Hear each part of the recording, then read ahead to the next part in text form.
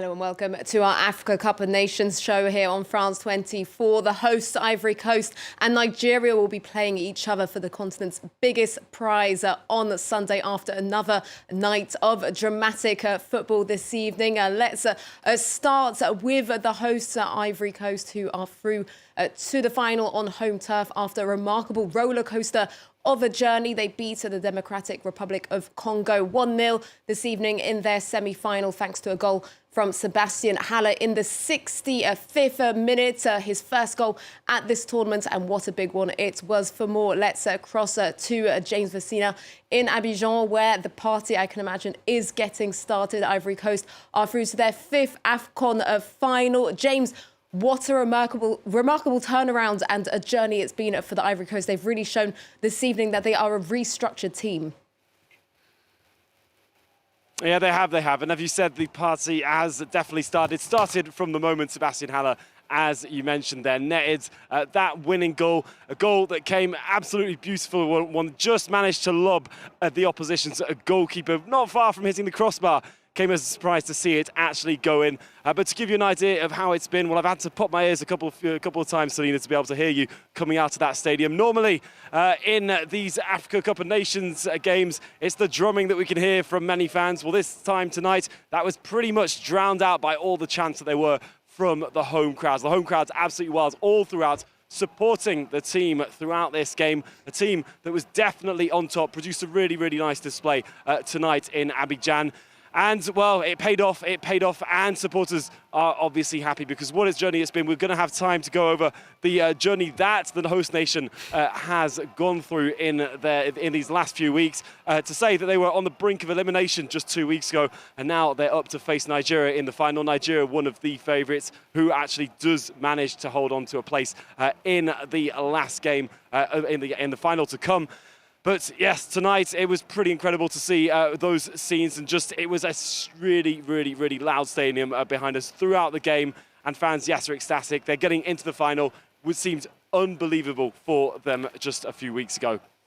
Yeah, that's certainly the case, isn't it, James? Just the home fans this evening maybe looked at like the 12th man at certain points, really roaring on their team. Only a few weeks ago, of course, they were looking very dejected as they nearly saw their team knocked out. Tell us a bit more about the atmosphere in the stadium this evening.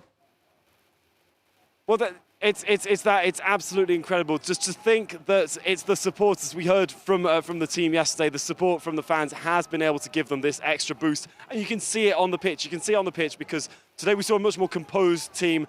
And look, this is a team who, as we knew, they've had to do without a number of key players after the last game and the number of bookings that were handed out. And they've managed to do so. The Emmersifier has changed his lineup coming into this. And the players have been there to respond. The likes of Willy Bolly stepping in the defence, staying on throughout the game and managing to keep, again, helping the team to keep another clean sheet. And that's going to be key, again, to what we've seen tonight. Their opponents to come in the next final. Nigeria, of course, failed to do that this time around. It's only the second time that they did it. But the Ivory Coast are on there, and they've come in as a recomposed team. Sebastian Haller getting what's his first goal of the tournament.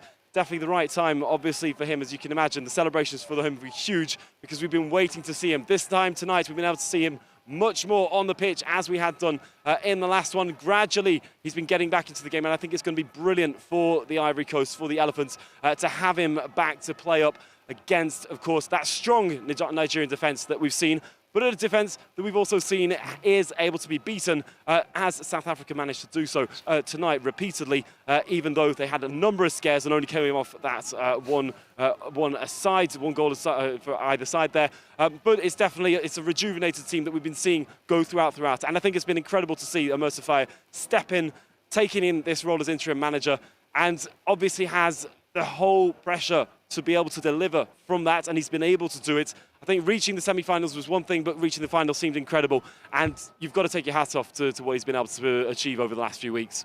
We'll be going through that remarkable journey from the hosts later on as we look ahead to that mouth-watering final. We'll be crossing back to James later on in the show. I'm also joined here in the studio by Ruben Slagter from Eurosport. We've obviously talked about the hosts, but let's quickly mention their opponents, the Democratic Republic of Congo. No no one would have really expected them to have got so far. Very commendable effort from them. They can go home with their heads held high. Yeah, but also with some regrets, if I may say, because tonight was, I think, probably their worst match during this tournament. Especially last game against Guinea, they were fairly impressive. So we were also expecting today or tonight to show up and to give a real fight, but it was all Ivory Coast tonight.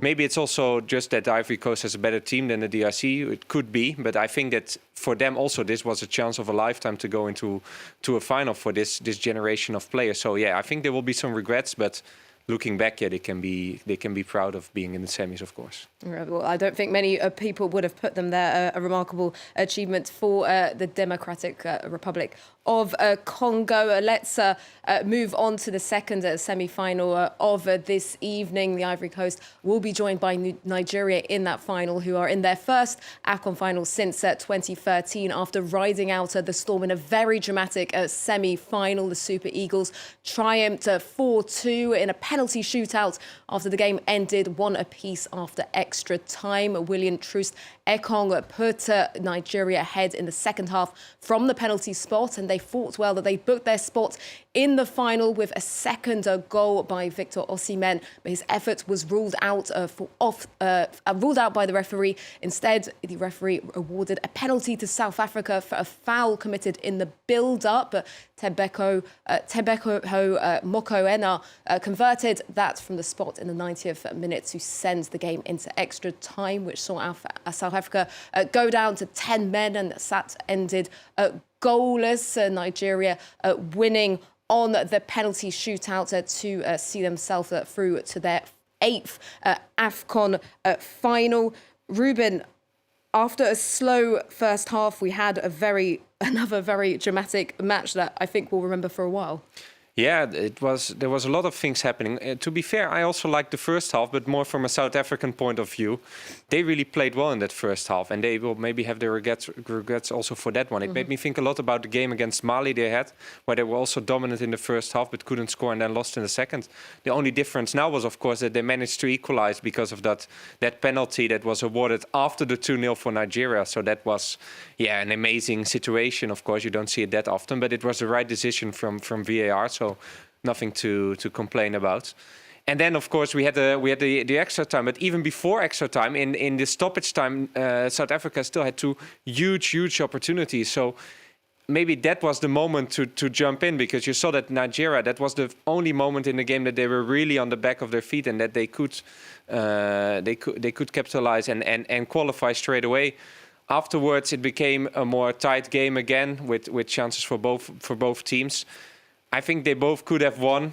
It was about the penalties, and where South Africa were fantastic on the penalties against Cape Verde. At this time, it was the other way around.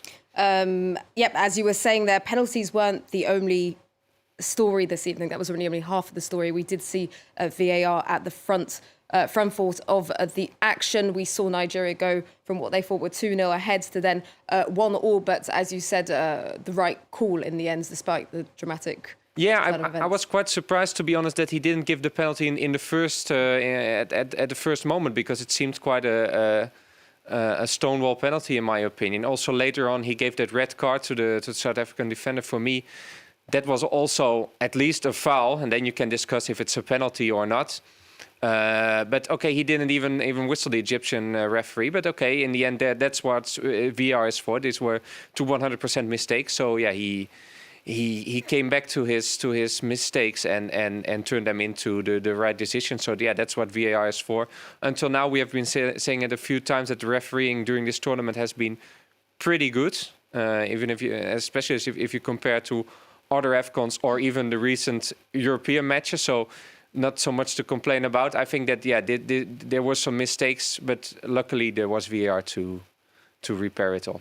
And talking about the penalty shootout itself, I think maybe a fair few of us watching might have tipped South Africa because of the heroics in the penalty shootout in the quarterfinals, of course, from their keeper, Williams, stopping 4 penalties, though it was really the Nigerian keeper this evening who came out as the hero of the hour. Who plays in South Africa, so yeah, that's a double story. But yeah, I think it's really hard to win. Historically, we can see that it's not often that teams win 2 penalty shootouts in a row. there's some examples, but to win it 2 matches in a row, that's not often happening.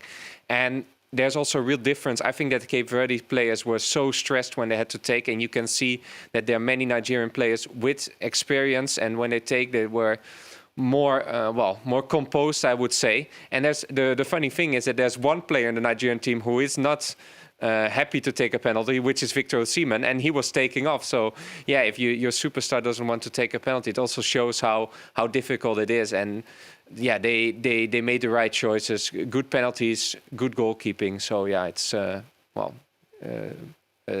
fair result because they just were better prepared than South Africa on this penalty shootout. A fair result, we can say, but that really is nothing crueler than losing on penalties. But it is the harsh reality of the sport. And my commiserations to Jean-Emile from our sports desk, who is obviously a big South Africa fan. We're thinking of you this evening. And so Nigeria and Ivory Coast will be reunited in the final on Sunday. They were in the same group, of course, the Super Eagles, who beat the Elephants 1-0 in Group A, a historic final as the pair have never faced each other in an AFCON final. Let's cross back to James to take a look ahead to that final. James, let's talk about the Ivory Coast of you, who've had obviously this remarkable route to the final on home turf. They were on the verge of being knocked out, but then they scraped through on a best third place team. They saw their manager sacked during all of this. So they tried to get even Hervé Renard for the rest of the tournament. But ever since they've had that second chance, they've not really looked back, have they? No, they haven't looked back. I think they've had, let's say about 3 true miracles coming in the last few games. Tonight they've shown that they probably can't count on the fourth one, and they've managed to do without one. They've shown that they could actually handle things themselves without waiting for the last few minutes in there. And that's going to be when we see them come up against the likes of Nigeria. We've seen now two sides who know how to attack, two sides who know how to defend. I think what impressed me, one man who's impressed me over the last 2 games here is Seko Fofana in midfield for the host nation. He's been relentless. He's created a lot for them and has really, really been very, very impressive for them. And that could be key to be able to getting those balls through past the Nigerian defence, which, as mentioned, has been one of the most impressive in the tournament. Slightly, let's say, weaker tonight. The Ivory Coast impressing once again. And of course, the host nation this time is going to get a little bit more rest. They've been playing their last few games, going through 120 minutes. Well, this time it's the Super Eagles who'll be needing to recuperate from that one. That's definitely going to do them a lot of good. So partying in tonight, throughout a lot of the nights, I can expect from people here in Abidjan and across the country. Also for the players, but it's soon going to be back to normal. Players are going to be available again, and there's going to be, of course, that slight tension that's going to come, because when you're going to have as a host and you're going to be playing your final here in Abidjan in the Africa Cup of Nations with an attempt to try and win a trophy which has eluded you for a last couple of events of the times of AFCON. Well, this is a real chance for them to get it, but coming up against the likes of Nigeria, it's going to be tough. So there's going to be some hard training, that's for sure, in the coming days. A mouth-watering final that we have to look forward to on Sunday. James Vasina in Ivory Coast. Thank you very much. Let's cross back to Ruben in the studio. Let's talk about Nigeria even. They've lost the last 5 out of 6 of their semi-finals before this evening. They seem to have broken the curse. We didn't really put them up there among the big favourites, most of us, but here they are. Incredible for such a giant in African football as they are, but that was mostly because of all the qualifiers where they played pretty badly, and there were many concerns about their defense. And look where we are now, because now they're in the final and only conceding 2 goals during the whole tournament. The change of system is a huge improvement. I think that also Jose Peseiro, who was criticized a lot in Nigeria, had his role in it. I think that they now finally realize that for players like Trost Sekong, but also Calvin Bessie and even someone like Ola Aina, playing with 3 at the back and those 2 wing backs, it works a lot better. So that's already is, I think, a really good choice from the Nigerian team. And also there's a lot of belief in the team. You can see that it is quite clear who are the leaders. It's all about Victor Osimhen, of course, but also Ademola Lookman and Moses Simon. And if you look all the great players they have on the bench, it's not so clear that they would always be they would always be lined up in the first 11. But they've made those choices. I think it's crystal clear how they're going to play. I think that the team knows it. Tonight we saw when it was going a little bit less smoothly than we saw against in the other games, that there were players coming on who can change the game as well. So yeah, we have Chukwueze, there was Moffi coming on in the end. So there's also depth on the bench. For them, yeah, I think that they found at least now a real stable system, so that's already important. Are they unbeatable? Not at all. I think that Ivory Coast will really think that they have a chance. So yeah, the final will be complete 50-50 because you will have the whole nation behind the team. What will the Nigerian team do against it? But if they can keep their calm and play as well, how do you say it, stable as they've done until now, they have a fair chance to win it.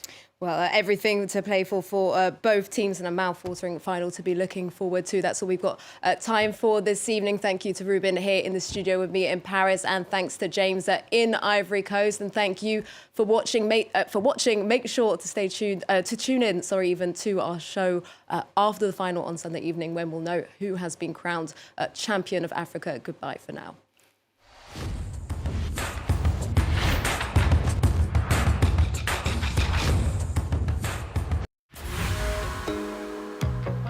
Siempre. Me gusta Francia 24 horas porque nos enteramos de las noticias de Europa, de América Latina y de todos lados. Nos gusta mucho la cultura francesa. The world is ever changing. The news doesn't wait.